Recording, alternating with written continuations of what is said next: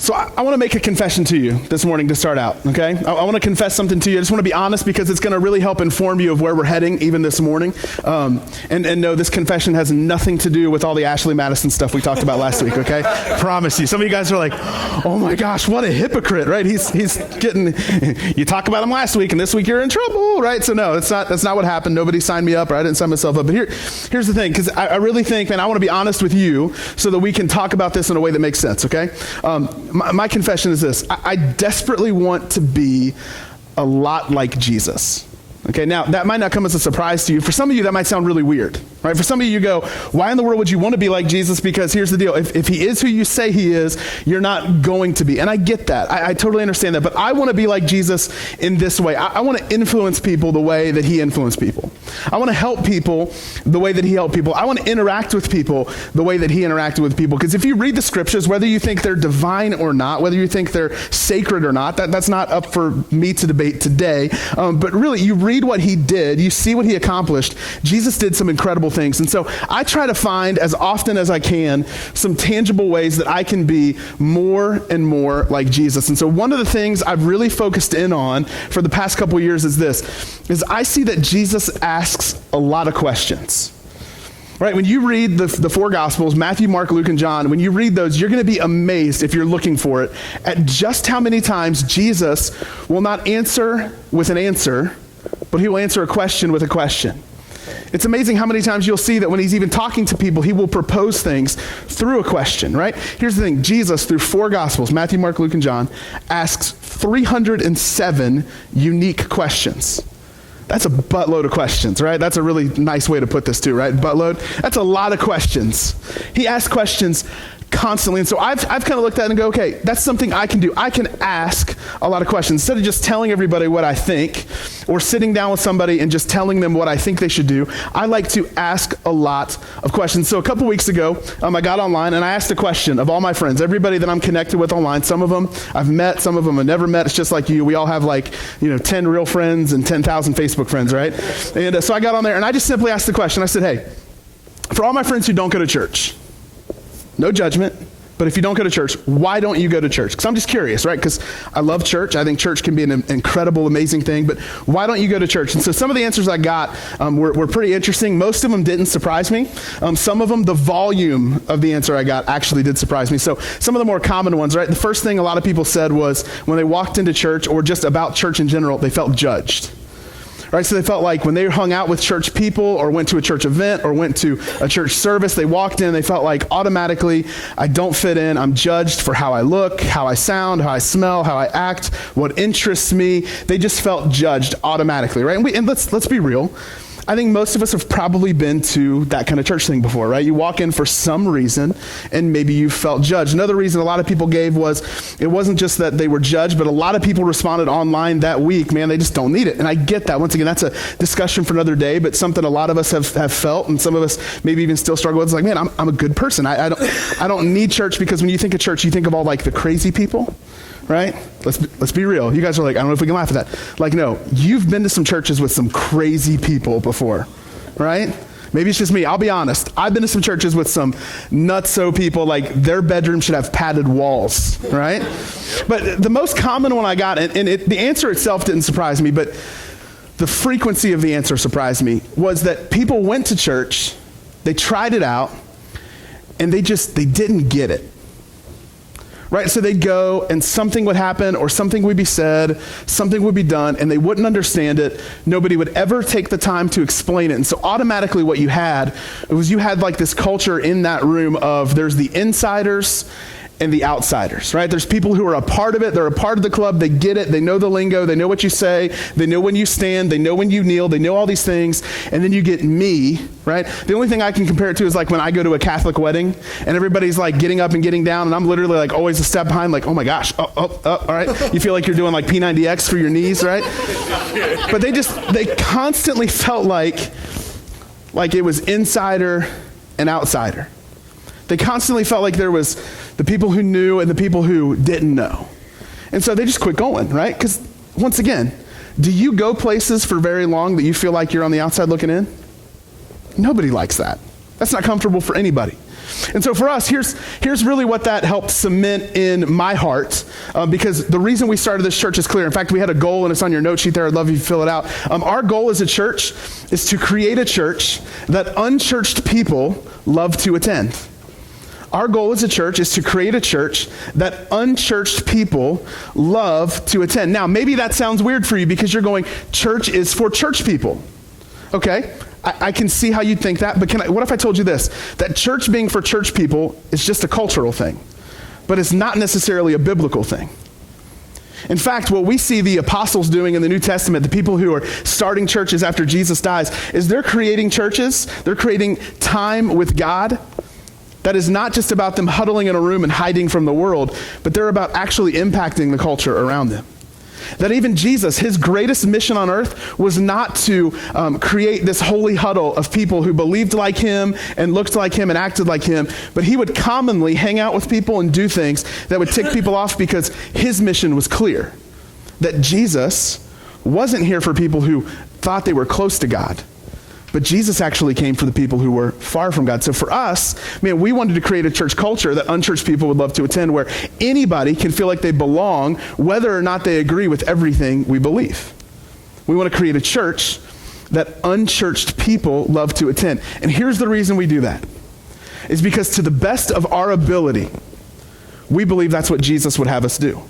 In fact, this morning we're going to read a portion of scripture that for me personally has informed the creation of this church more than any other scripture. In fact, if you're on our setup team, you heard me share a little bit about this a few weeks ago. We do like a quick devotion every morning before everybody else gets here because some people are serving like in kids and they don't get to hear some of this stuff. So we like to take a moment to huddle. In fact, this morning, Nikki Pyland did an incredible job. So if you want to feel convicted and you want to feel great about what's going on and what God can do in your life, you should talk to her. She'll give you the whole spiel. I promise. She'll do it now that I told her she has to. So other than that, but here's the thing. These scriptures have really formed our church, and they're scriptures that every time I read them, I feel like that initial passion for our church again. So here's what I mean, if that doesn't make sense to you.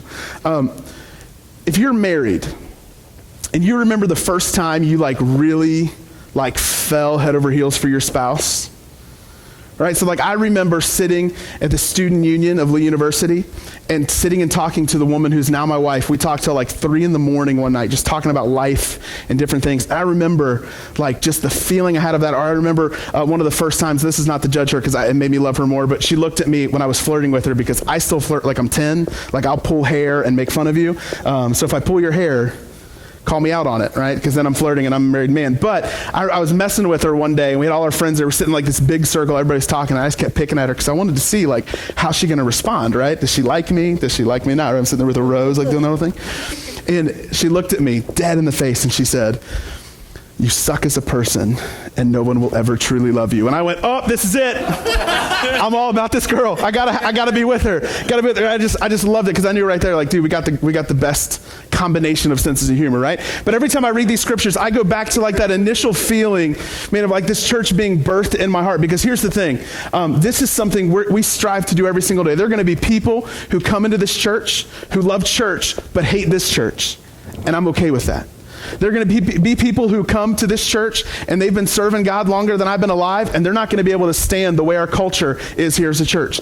And I'm okay with that. Because for us, we want to be like Jesus. We want to be focused in on a mission. We want to create a church that unchurched people love to attend. And so now, let's get to these verses that have informed us so much. You ready? So Luke chapter 19, we're going to see an interaction Jesus has with a guy who's not so religious. And we're also going to get to see how the religious people respond to this interaction, all right? Luke chapter 19, starting in verse 1, it says this. It says, Jesus entered Jericho and made his way through the town. There was a man there named Zacchaeus. He was the chief tax collector in the region, and he had become very rich. Now here's what you need to know. Jericho is not some little rinky-dink town. Okay? Jericho is not this small town where you go into it and there's a few things there. They have a few storefronts and that's their main thing. No, Jericho is an influential city. It's a wealthy city. There's a lot of trade that happens there. And Zacchaeus is the chief tax collector, which what that means is this, is he's working for a government that's occupying Jericho. And so what he does is he collects taxes on their behalf, but he has the right as a tax collector, because really nobody can touch him, to collect taxes above and beyond what this occupying government would want. And so he has become wealthy at the expense of his brethren. He's become wealthy at the expense people who live right next to him. So in this town, as the chief tax collector, you are not just disliked, you are hated. People don't want you around. So this is the reality that Zacchaeus has every day, much of it his own doing, as he lives in a place where he's not wanted, he's not liked, he's been written off, people hate him. So Jesus goes through this town. Zacchaeus is in there, and he'd become very rich. He tried to get a look at Jesus, but he was too short to see over the crowd. Because if you grew up in church, Zacchaeus was a wee little man, right? So that's already, you guys are like, you don't want to be inside that, right? You're thinking, I'll be gladly be an outsider at church if we're going to sing songs and do motions, right? But Zacchaeus was a small guy. This is what we told ourselves as kids. He was a little man. He couldn't see. So he ran ahead and climbed a sycamore fig tree beside the road, for Jesus was going to pass that way. When Jesus came by, now think about this, there's a whole crowd of people. Right, this is like if you go to like a 4th of July parade or Memorial Day parade and you go really early because you want to make sure you get a good seat so you can actually see what's going on, and you go really early. This is kind of what it was like in Jesus' days. Jesus is coming through. Everybody's heard he's coming, so like the streets are packed. So Zacchaeus goes up in this tree because he knows Jesus is going to pass this way. And Jesus, when he comes by, he looked up at Zacchaeus and called him by name. Zacchaeus, he said, "Quick, come down. I must be a guest in your home today." So Jesus, in the midst of this enormous crowd of people he's never met, he looks up at Zacchaeus, who's hanging out in a tree, kind of weird, and he says, "Zacchaeus," calls him by name, never met him. Dude, can I just be real? This is totally like off topic for where we're going today, but I think it's so important, is that Jesus intimately knows somebody he's never met. Like he knows in that moment who Zacchaeus is, where he is, what he needs. So for us, the great thing about it, man, is that Jesus intimately knows us even when we have more questions than answers about him. Even when we feel like we don't have it all figured out and we don't know everything that we feel like we need to know, he already knows us better than we know ourselves. Jesus looks up, calls him by name, and then he invites himself over for dinner. He says, "I must be a guest in your house today." Now, this is going to present a problem. Number one, Zacchaeus isn't expecting a house guest, so maybe his house isn't clean. But the other side of it is, hey, I'm married, so I know you can't just like randomly invite people over because the house has to be cleaned certain ways, right? For anybody to come over. Moms know this, right? So the other problem is Zacchaeus, because he's so disliked in his city, other people have a problem with this. Because to sit down, to go to someone's house in Jesus' day was to like extend fellowship to them. It was to show approval of them. It was to show that you want to have like a relationship with them, you care about them. For a lot of people, they looked at it and said, man, he's going to accept this guy. In fact, this is what they said. Zacchaeus quickly climbed down and took Jesus to his house in great excitement and joy. It must have been clean. But the people were displeased. "He has gone to be the guest of a notorious sinner," they grumbled. See, the people, both religious and irreligious, have a problem with Jesus hanging out with Zacchaeus.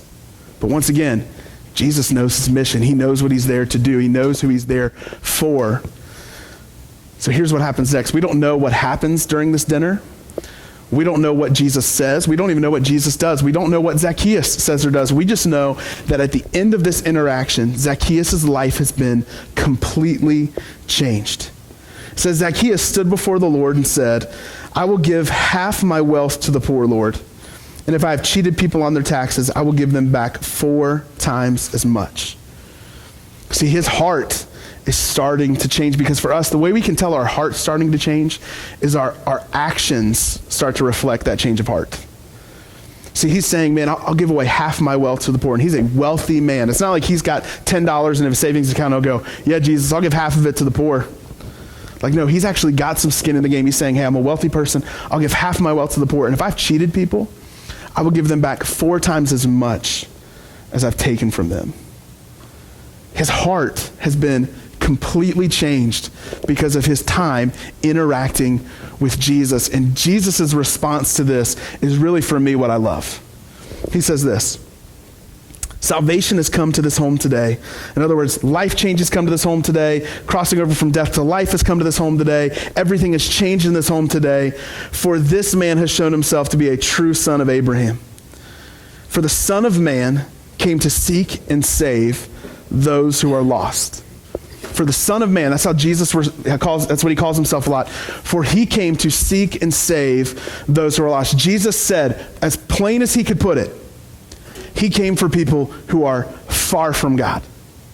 So when you read the scriptures and you see things like Jesus getting hated on for who he spends time with, and people don't like his methods, they don't like when and where he does certain things, and they don't like how he's going about certain things, they don't like certain things that he says because it just rocks the boat and it upsets religious people because nobody should do that, nobody should talk that frankly, nobody should be seen with the people he's seen with. Here's what you got to remember about Jesus. Jesus never forgot why he did what he did.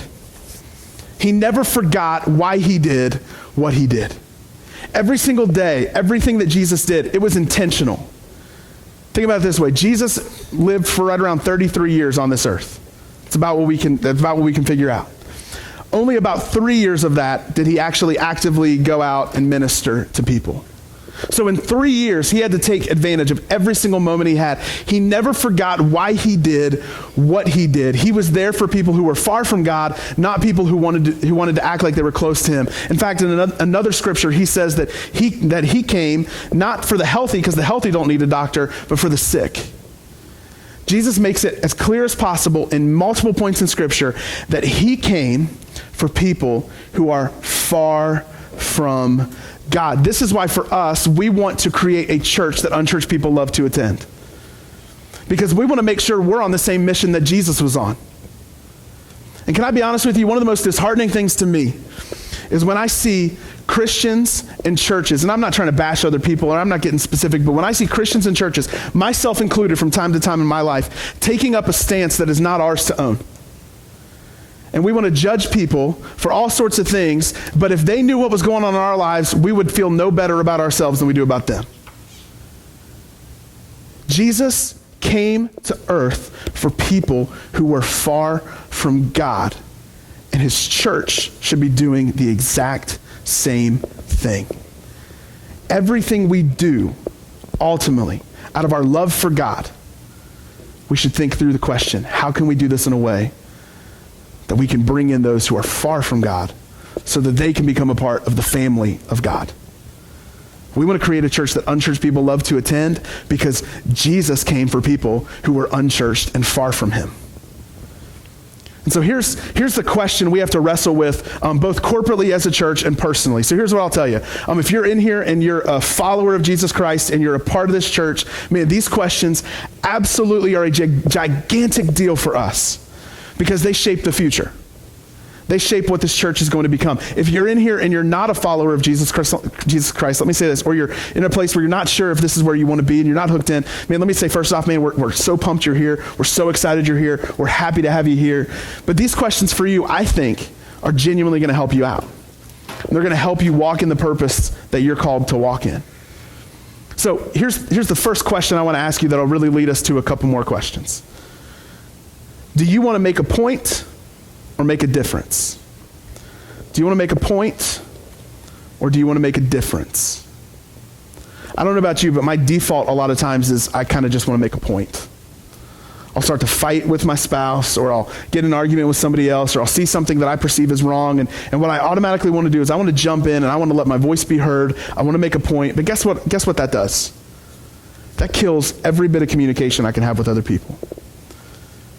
That stops any progress from happening, because if I'm hanging out with people who just want to make points, I'm not going to hang out with you very long. But I remember people in my life who have made a difference in my life. I remember people who kind of set themselves aside and got rid of their own preferences and their own comfort and looked at me for me, and they loved me, and they said what needed to be said, they did what needed to be done, but they just loved me well. Do you want to make a point, or do you want to make a difference? So I want to give you two questions that for me are more diagnostic type questions. In other words, they're questions that if you ask yourself today and even ask yourself on a regular basis, they're going to help you see clearly if you're making a point or making a difference. All right? So two questions I want to give you. The first question is this. And this is actually from a lady named Lisa Turkhurst, who wrote an incredible book called The Best Yes. A bunch of ladies here at the church just went through it. It's awesome. But she asked this question. She says, am I trying to prove I'm right or improve the relationship? Am I trying to prove I'm right or improve the relationship? How many of you guys know with every relationship comes conflict? Like every single relationship. At some point, everybody you know, you're going to have an argument with. You're going to have a disagreement with. You're going to fight with them.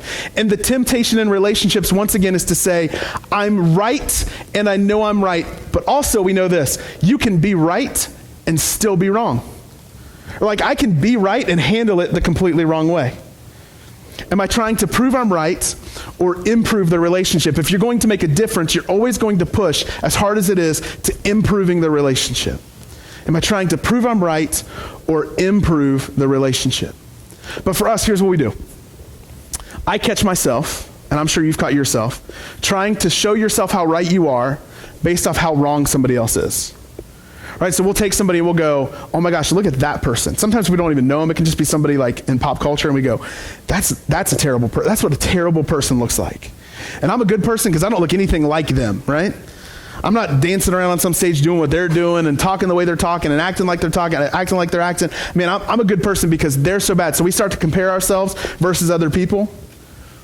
See, that's a faulty way of seeing things. In fact, Jesus, in the only sermon he gives that's recorded in the scriptures, he addresses this topic. Here's what he says in Matthew chapter 7. He says, why worry about a speck in your friend's eye when you have a log in your own? How could you think of saying to your friend, let me help you get rid of that speck in your eye when you can't see past the log in your own eye? And then he just kind of breaks it down into one word. He says, hypocrite. That's hypocritical. See, what Jesus isn't saying is that we can never help somebody out and we can never call somebody out on something that's going wrong because we're always going to have our own stuff. That's not what he means. He's not saying we can't ever judge somebody. There's a right way to do it. But here's what he's saying. You need to at least have an awareness that for as messy as they are, you're just as messy. For as bad as they are, you're just as bad. For as much as you think you're better than them, you're not better than them. They have their problems and you have your problems, but we all have problems. We're all messed up. We're all jacked up. We all need help. See, when I realize that, guess what that does in my heart? That brings humility. Because then I don't start judging you based off your worst day, because here's how we default as human beings. I will judge you based off of what you do, and I will judge myself based off my intentions.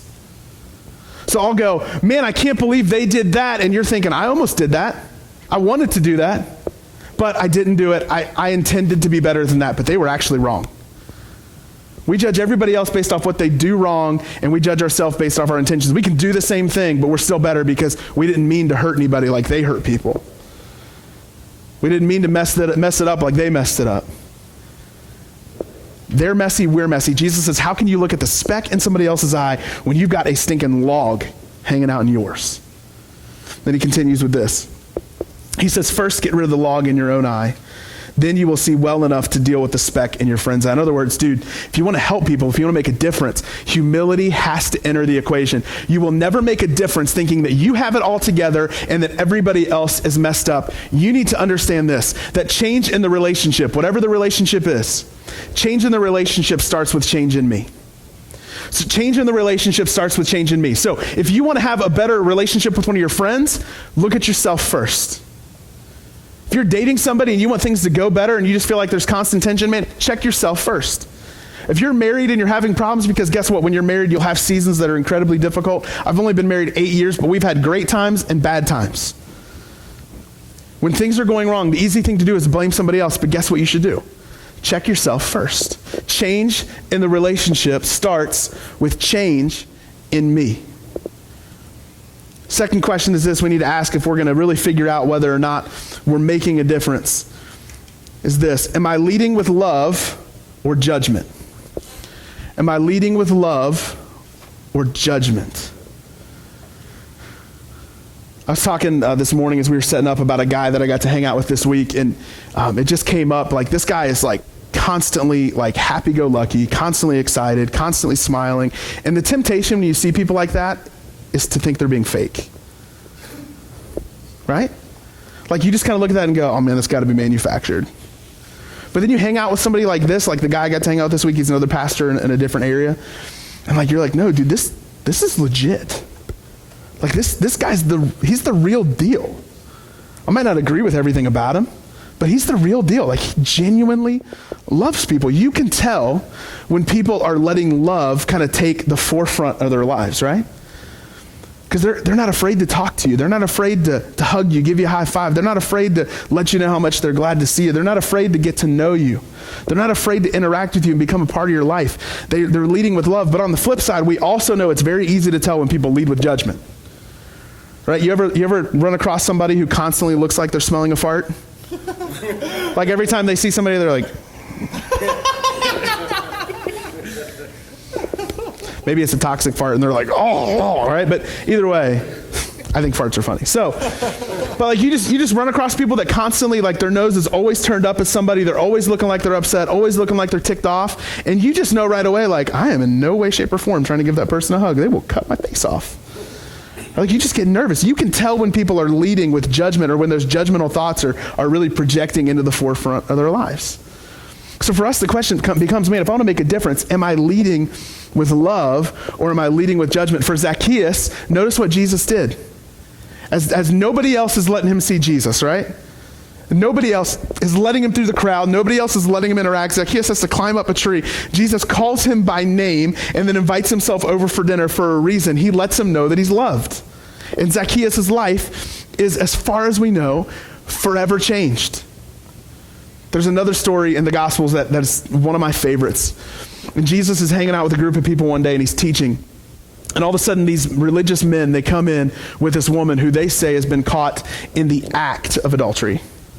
She's been caught with a man who is not her husband. She was caught actually in the act. So she's being brought to these men, not all put together. She's not being brought to Jesus fully clothed and fully ready to be interrogated. But these men bring this woman to Jesus who's been caught, and she's probably feeling shameful. She's scared. And they look at Jesus and they say this. They say, Jesus, the law of Moses, the moral law that we have, tells us that this woman should be stoned. Like she should be killed right here on the spot. Jesus, what do you say? Now, Jesus is kind of put in a predicament, right? Because you don't want to go against the law of Moses, but at the same time, I think most people don't really want to see somebody killed. How many of you guys are thankful we don't have the law of Moses anymore, right? So here's the deal. He just kind of disregards the people. He bends down and he starts just messing around writing in the dirt. And the men, they get upset and they just say, okay, Jesus, well, what do you say? And Jesus' response, all he says is, hey, for those of you who have never done anything wrong, you throw the first rock at her. If you're perfect, you throw the first rock. And Scripture records that one by one, starting with the oldest, all of her accusers just start filing out of the area. They just start to leave. Until finally, it's just Jesus and this woman who's been caught with a man who's not her husband. The Bible says that he looks up at her, right? Because notice, he doesn't look at any of the accusers in the eye. In fact, he goes out of his way to ignore them. But he looks her in the eye, and this is what he says in John chapter 8. It says, where are your accusers? Didn't even one of them condemn you? No, Lord, she said. And then Jesus said, neither do I. Go and sin no more. Now, did Jesus think this woman was right? No. He challenges her to be different. But guess what he doesn't do? He doesn't condemn her. He doesn't act like he's going to base who she is off of one of her worst moments. He says, I don't condemn you. Go and sin no more. He challenges her to be different, but it's only once she knows she's loved by Jesus. She feels the love of God, and then the change of God can actually take place. My fear is that as churches and as Christians, we've tried leading with fear all too often. And we stand out on corners with bullhorns. Right? I used to work in near downtown Cincinnati, and I would stop at a stoplight. And I was a Christian. I was going to school to be a pastor, and I would feel judged because I'm having somebody with their bullhorn right up next to my window screaming at me, telling me how judgment's coming and I might be going to hell. That doesn't make me want to change for the better. In fact, that just makes me want to get out of the car and smash the bullhorn. And I'm pretty sure I'm not allowed to do that. See, leading with love makes a gigantic difference for people, but all too often we've been tricked into believing that it's our job to judge people. That as Christians, we need to go around and we need to be the moral standard in America, and we need to bring morality back, and we need to bring, Uncle Sam to the foot of the cross, and if we just do this, then it's going to be great. And can I just tell you, man, I'm interested in politics. I love watching debates. I love being a part of the process, but to think that politics are what's going to change the human heart is desperately false. Our job isn't to judge anybody or to be the moral standard. In fact, it's as simple as this. My job isn't to judge anybody, but my job as a follower of Jesus Christ is to love everybody. To love everybody. I'm not here to judge anybody, but I'm here to love everybody. I can love you and disagree with you. I can love you and not accept everything about you. I can love you and wish things were different. I can still love you. Our job isn't to judge anybody. Our job is to love everybody. Here's the thing. People will forget what you say to them. Right? You've probably given some people some excellent life lessons that you thought they would always remember, and they've forgotten. People will forget things that you've done with them. Right? Some of you guys took your kid to Disney when they were 2 years old and they don't remember any of it, right? You felt great about it. You felt like you loved them. They don't remember it. They will forget what you do for them. But one thing people never ever forget is they will never forget when they think about you how you made them feel. Just doesn't happen. If I were to name people in your life, a feeling would probably come right back up. My hope is that as we're growing this church and we're starting this church and we're getting everything going, we're creating a church that unchurched people love to attend, that when people think about our church and they think about the people in our church, they feel loved. Because we're here for people who are far from God, not people who think they're close to him and just want to judge everything else.